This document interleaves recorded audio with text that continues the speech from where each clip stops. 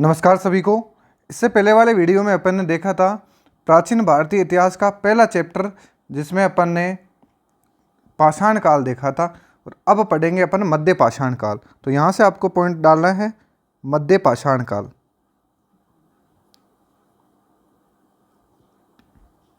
मध्य पाषाण काल, और इसमें अपन को देखना है। इसमें पहला पॉइंट है कि ये जो मध्य पाषाण काल है ये किसका संक्रमण काल है। तो आप बताओगे इससे पहले कौन सा था, तो आप बताओगे पूरा पाषाण काल।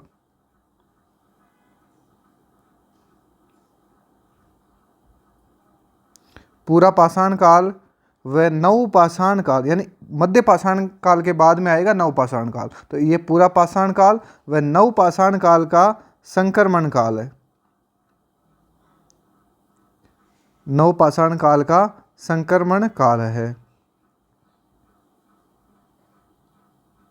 चलो, यानी इस मध्य पाषाण काल से पहले पूरा पाषाण काल था और मध्य पाषाण काल के बाद नव पाषाण काल आएगा, तो इसलिए इसे संक्रमण काल कहा जाता है इन दोनों का।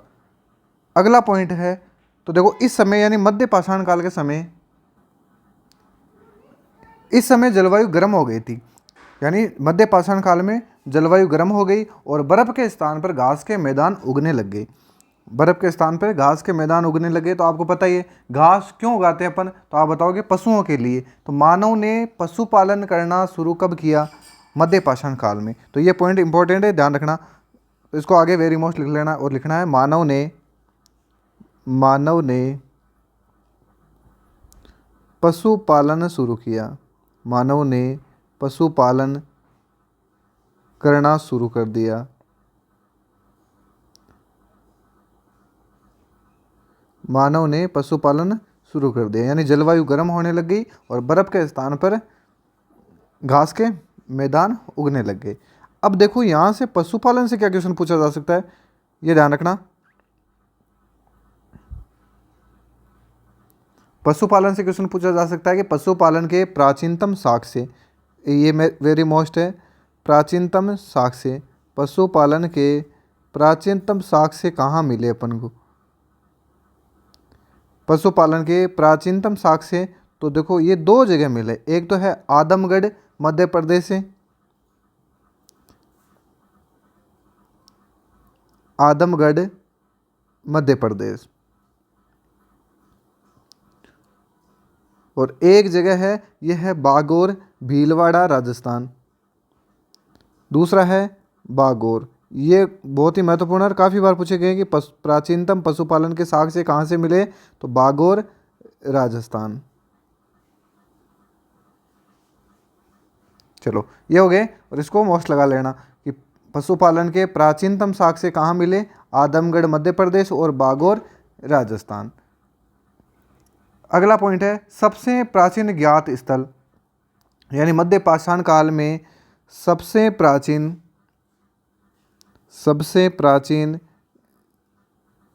ज्ञात स्थल,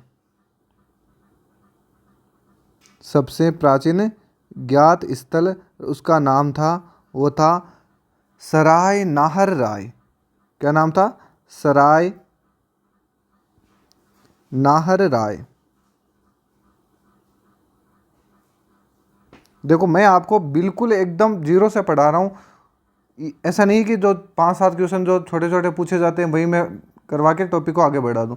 एकदम बिल्कुल बारीकी से पढ़ाऊँगा जहाँ से एक भी क्वेश्चन बाहर नहीं जाए, इस तरीके से। अभी सराय नाहर राय है कहाँ, तो ये है महदहा प्रतापगढ़ में। महदहा प्रतापगढ़ में। एक ये पॉइंट है, इसको भी वीएम कर लेना भाई। अगला है इसी काल में मानव ने सबसे पहले, यानी मानव के कंकाल प्राप्त हुए। सबसे पहले मानव कंकाल प्राप्त हुए। बहुत ही अच्छा क्वेश्चन है कि मानव के सबसे पहले कंकाल किस काल में प्राप्त हुए, मध्य पाषाण काल में। तो सबसे पहले इसी काल में सबसे पहले मानव कंकाल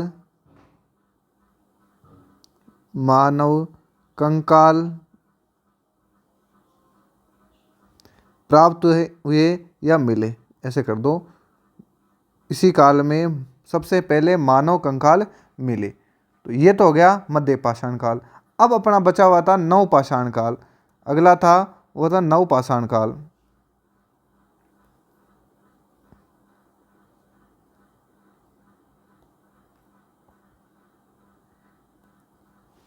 अगला है, पॉइंट डालना है, नव पाषाण काल।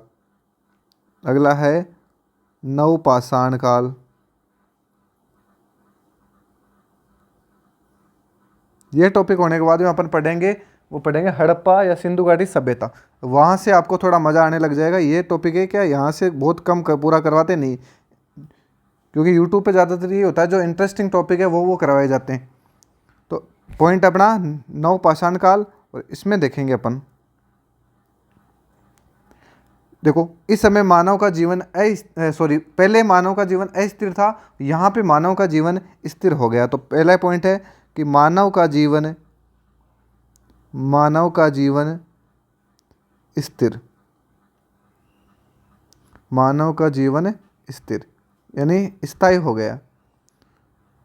आगे देखते हैं, देखो मानव का जीवन जैसे स्थिर हुआ, यानी अपन कहीं पर रहने लग जाते हैं तो अपनी फिर जो भी अपनी दिनचर्या होती है वो अपन वहाँ सेटअप करने लग जाते हैं। जैसे अपन मान लो मकान वकान बनाते हैं और खेती भी करने लग जाते हैं, पालतू पशु रखने लगते हैं। तो आपसे क्वेश्चन पूछे, जो पशुपालन के प्राचीनतम साक्ष्य से तो मध्य पाषाण काल में, और पालतू पशु रखने कब से लगे, तो नव पाषाण काल में। तो लिखना है मानव खेती से परिचित हो गया, खेती से परिचित, मानव खेती से परिचित, और खेती से परिचित हो गया तो वो क्या करेगा, फिर पालतू पशु भी रखेगा। वह पालतू पशु रखने लगे, यानी मानव पालतू पशु कब से रखने लगे, तो आप बताओगे नव पाषाण काल में। अगला है, अब देखो जितने भी काल हैं कौन कौन से, पाषाण, मध्य पाषाण और नव पाषाण, इनमें सबसे छोटा काल है तो यही है नव पाषाण काल। तो लिखोगे सबसे छोटा काल, सबसे छोटा काल, सबसे छोटा काल कौन सा काल है, नव पाषाण काल। और यहाँ पे और क्या क्वेश्चन पूछा जा सकता है, इसको वीएम कर लेना कि प्राचीनतम नव पाषाण युगीन बस्ती कहाँ से मिली है, तो मिली है वो है बस्ती मेहरगढ़ पाकिस्तान। तो लिखना है जैसे मैं लिख रहा हूँ वैसे वैसे लिखना आपको, प्राचीनतम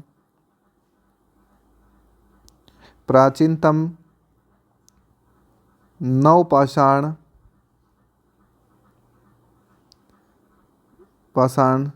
कालीन बस्ती, प्राचीनतम नव पाषाण कालीन बस्ती है वो कौन सी है, तो आप बताओगे, तो वो है मेहरगढ़।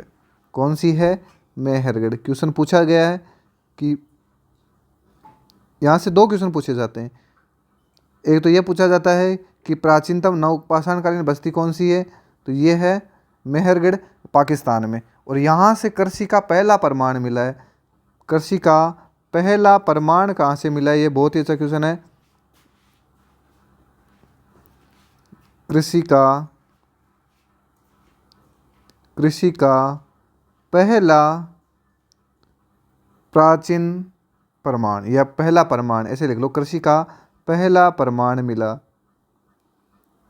अब ये क्वेश्चन खूब बार पूछा हुआ है कि कृषि का प्राचीन प्रमाण या कृषि का पहला प्रमाण कहाँ मिला, मेहरगढ़ से। मेहरगढ़ कहाँ है, पाकिस्तान में। ये क्या है, तो ये प्राचीनतम नवपाषाण कालीन बस्ती है। तो यहाँ तक कंप्लीट। चलो आगे चलते हैं। नवपाषाण काल में और क्या मिलता है अपन को, तो नवपाषाण काल में चावल उगाने का प्राचीनतम साक्ष्य मिलता है। चावल उगाने का प्राचीनतम साक्ष्य। क्वेश्चन पूछ ले कि चावल उगाने का प्राचीनतम साक्ष्य। चावल, ये बहुत ही अच्छा क्वेश्चन है, ये भी पूछा हुआ है। चावल उगाने का प्राचीनतम साक्ष्य, प्राचीनतम साक्ष्य ये कहाँ से मिलता है, तो ये आपने देखा होगा, ये क्वेश्चन बहुत बार पूछा हुआ है, कोल्डी हवा नामक स्थान से। कौन सी जगह से, कोल्डी हवा नामक स्थान से। चावल उगाने का प्राचीनतम साक्ष्य कहाँ मिलता है, कोल्डी हवा नामक स्थान से। फिर अगला चावल का हो गया। फिर आपसे पूछे कि मानव के साथ कुत्ते को दफनाने के प्रमाण कहाँ से मिले, तो ये मिले बुर्ज होम से। मानव के साथ कुत्ते को दफनाने के साक्ष्य, ये भी किस काल में, नवपाषाण काल में। तो वही है मानव के साथ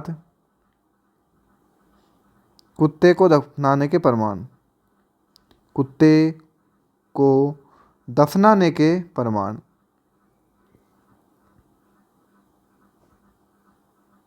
देखो मेरी 3-4 क्लासें आपको थोड़ा सा इरिटेट करेगी, बाद में जैसे आप कंटिन्यू मेरे साथ जुड़ोगे आपको मज़ा आने लग जाएगा।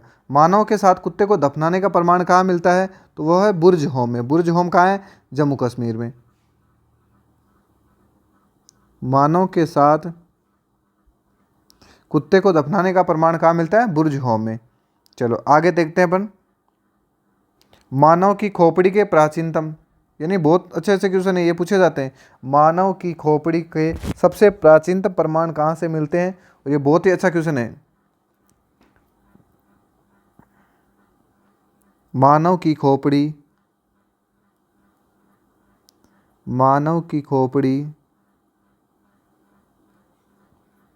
के सबसे प्राचीनतम प्रमाण,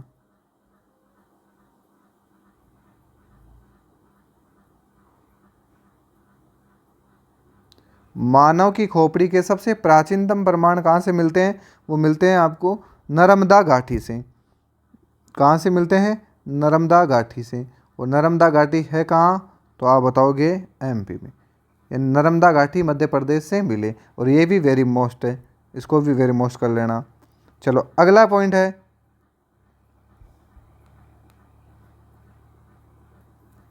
अगला पॉइंट है कि विश्व के प्राचीनतम मर्द भांड के प्रमाण। मर्द भांड यानी मिट्टी के बर्तन। विश्व के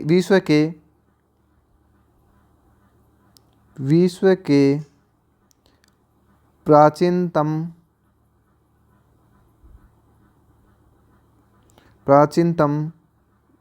मर्द भांड के प्रमाण। विश्व के प्राचीनतम मर्द भांड के प्रमाण ये कहाँ से मिले, तो आप बताओगे ये मिले बेलन घाटी से। नर्मदा घाटी से मानव की खोपड़ी के प्रमाण, और बेलन घाटी से मिले हैं प्राचीनतम मर्द भांड के प्रमाण। तो ये दोनों इंपॉर्टेंट है यहाँ पे, तो स्क्रीनशॉट ले लेना, और साथ में अपने नोट्स अच्छे से बनाने हैं आपको। चलो अगला देखते हैं।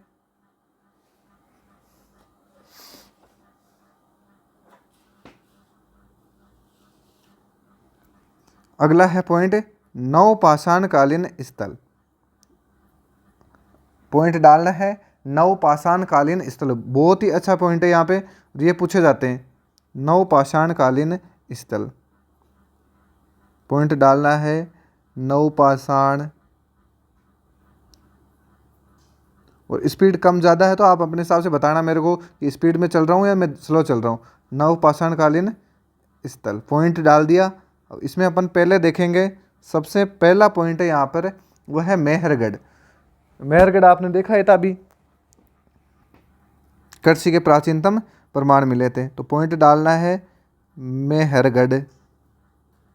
मेहरगढ़ कहाँ है ये, तो आप बताओगे बलूचिस्तान। और बलूचिस्तान कहाँ है, पाकिस्तान में। शॉर्ट में लिख देते हैं पाक, ठीक है। अब इसमें अपन को लिखना है, इसमें पॉइंट टू पॉइंट लिखना है। मेहरगढ़ से क्या क्या मिले अपन को, तो कृषि के प्राचीनतम साक्ष्य मिले। कृषि के प्राचीनतम साक्ष्य मिले। प्राचीनतम साक्ष्य मिले। क्वेश्चन पूछा जाता है कि कृषि के प्राचीनतम साक्ष्य कहाँ से मिले, तो आप बताओगे मेहरगढ़। मेहरगढ़ बलूचिस्तान, पाकिस्तान। मानव के स्थायी निवास का प्रथम प्रमाण कहाँ से मिलता है, मेहरगढ़ से। ये बहुत अच्छा क्वेश्चन है। मानव के स्थायी निवास, पॉइंट लिखना है मानव के स्थायी निवास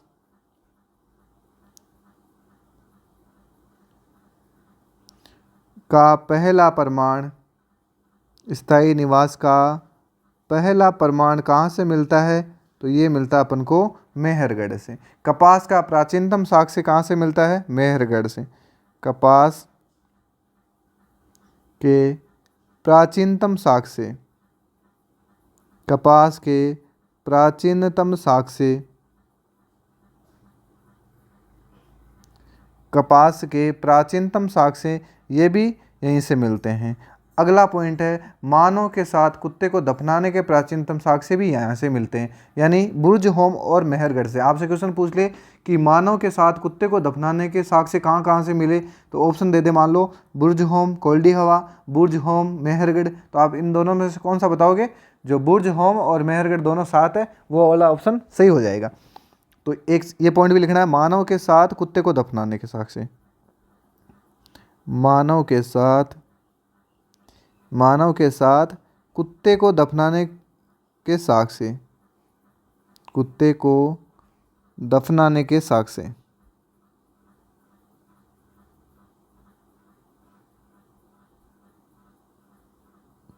चलो ये हो गया मेहरगढ़। तो कृषि के प्राचीनतम साक्ष्य मिले, मानव के स्थायी निवास का पहला प्रमाण है, कपास के प्राचीनतम साक्ष्य मिले और मानव के साथ कुत्ते को दफनाने के साक्ष्य। ये 4 पॉइंट है, चारों इंपॉर्टेंट है। चलो अगला अपन देखते हैं।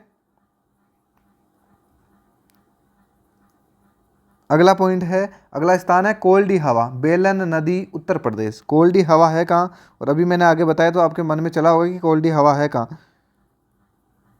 पॉइंट डालना है कोल्डी हवा और रिकॉल करना है कि यहाँ पर क्या इम्पोर्टेंसी थी जो मैंने अभी बताया आपको।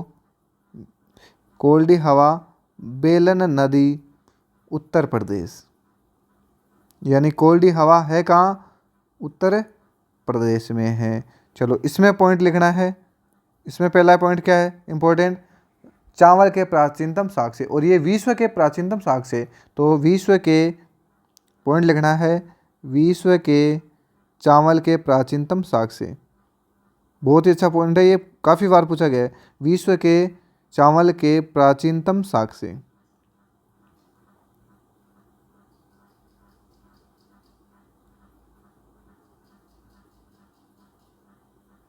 प्राचीनतम साक्ष्य।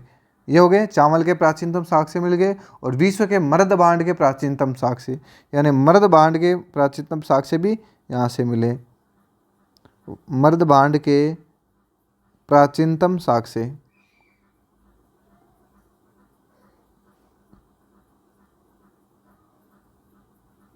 चलो ये हो गया कोल्डी हवा। अब चलते हैं अपन बुर्ज होम।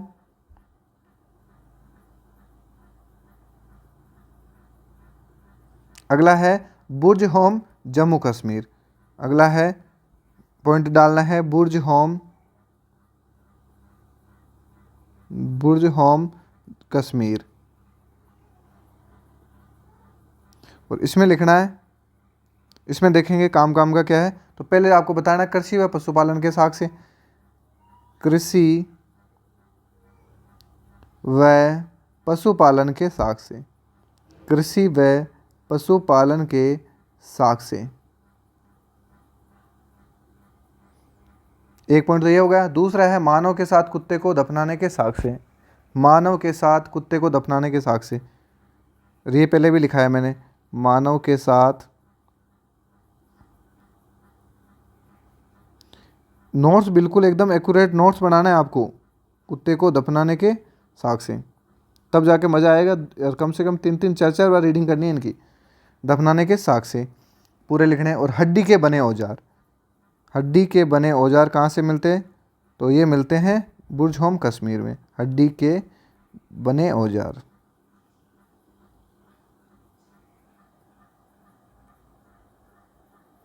हड्डी के बने औजार। तो ये हो गया बुर्ज होम। अगला देखते हैं बागोर भीलवाड़ा। और ये बताना आपको आराम से, बागोर भीलवाड़ा का बताना है भाई। ये है बागोर राजस्थान, बागोर ये है राजस्थान में। और अपने राजस्थान वालों को तो पता ही है बागोर कहाँ है, और बहुत बार पूछा गया है एग्जाम में। तो कृषि व पशुपालन के साक्ष्य, कहाँ कहाँ से मिले, ऐसे जॉइंट करके पूछे जाते हैं कि कृषि व पशुपालन के साक्ष्य कहाँ कहाँ मिले, तो बुर्ज होम कश्मीर और बागोर राजस्थान। तो लिखना है कृषि व पशुपालन के साक्ष्य, कृषि व पशुपालन के साक्ष्य।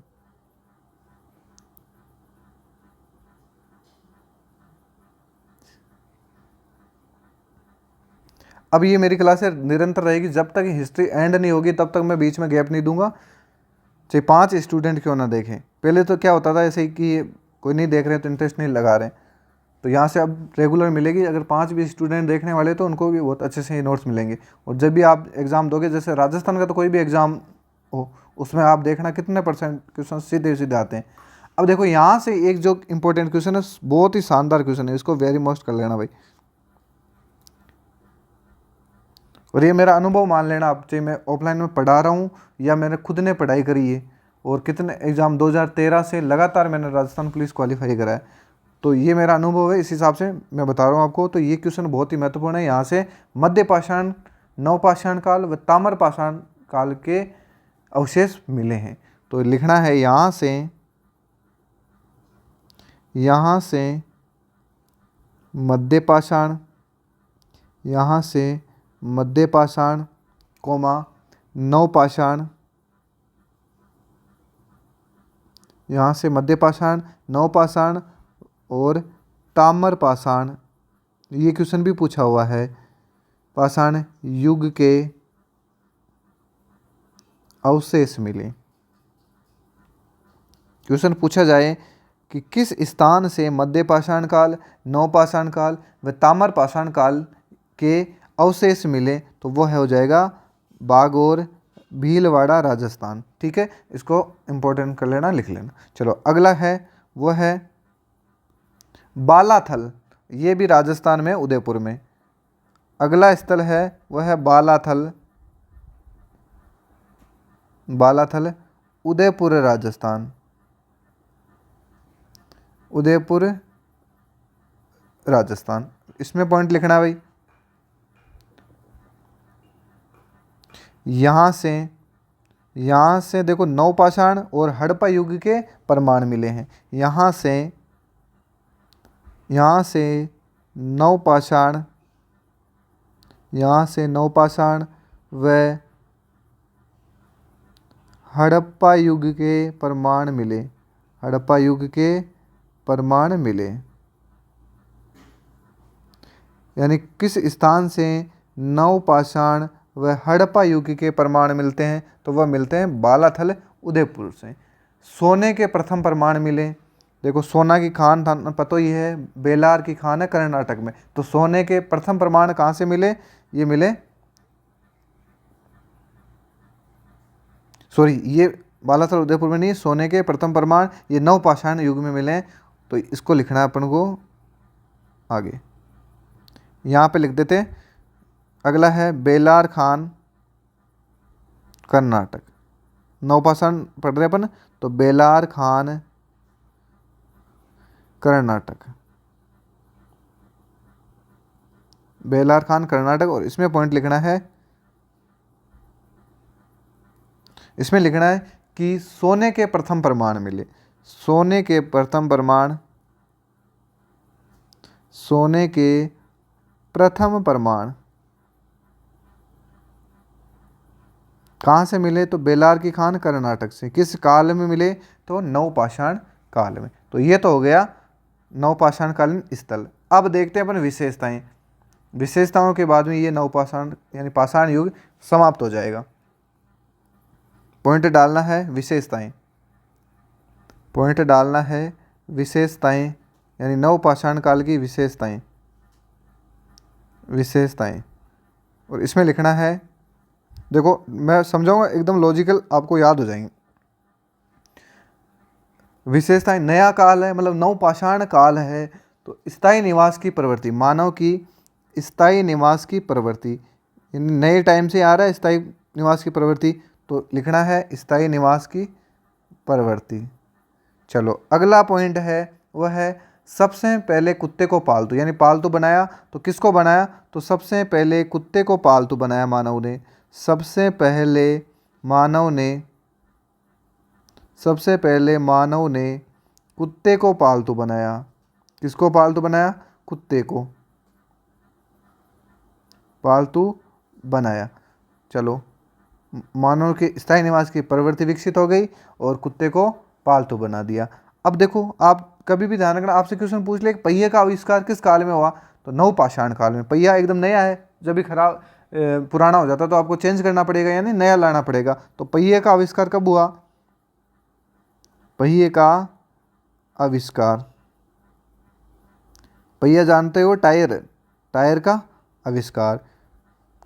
कृषि का आविष्कार कब हुआ था? तो आप बताओगे इसी काल में, यानी नवपाषाण काल में। कृषि का आविष्कार किस काल में हुआ? नवपाषाण काल में।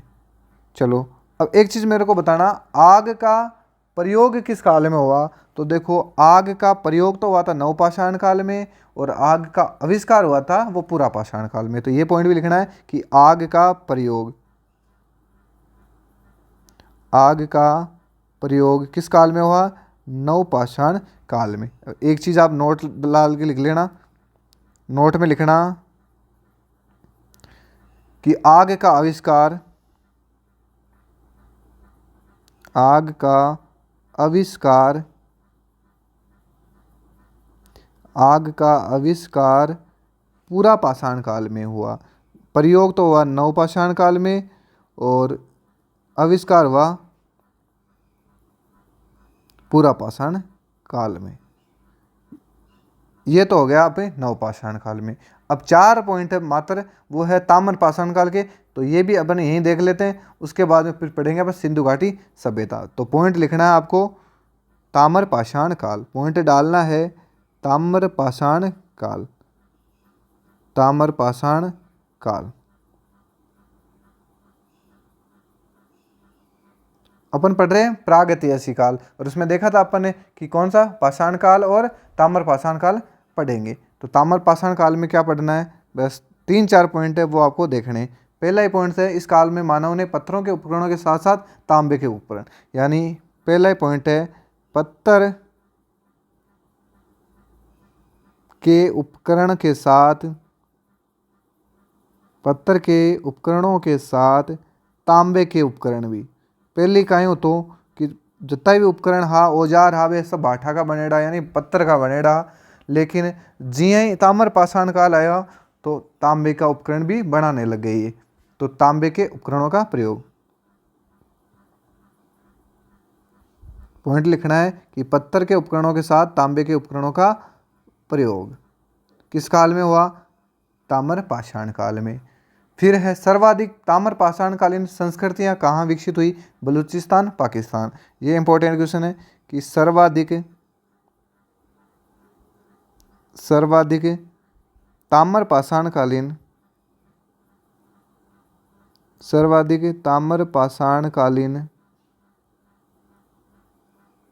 संस्कृतियां,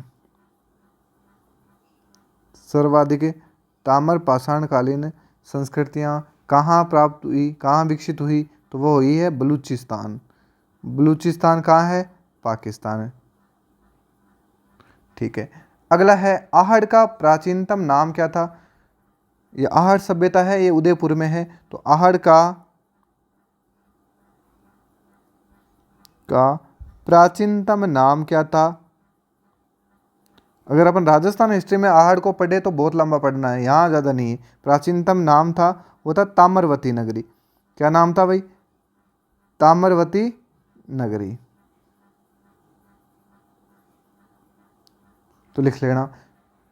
ताम्रपाषाण युग की बस्ती किसे कहा जाता है? इनाम गांव को। तो पॉइंट लिखना है इनाम गांव को, इनाम गांव को ताम्रपाषाण युग की बस्ती, ताम्रपाषाण युग की बस्ती, ताम्रपाषाण युग की बस्ती। तो ये हो गया ताम्रपाषाण का कंप्लीट। अब आपको लिखना है, ये पढ़ेंगे अपन अगले वीडियो में, क्योंकि वीडियो फिर लंबा हो जाएगा। पॉइंट डालना है, ये डालना है हड़प्पा,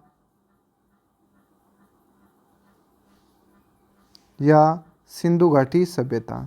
हड़प्पा या सिंधु घाटी सभ्यता?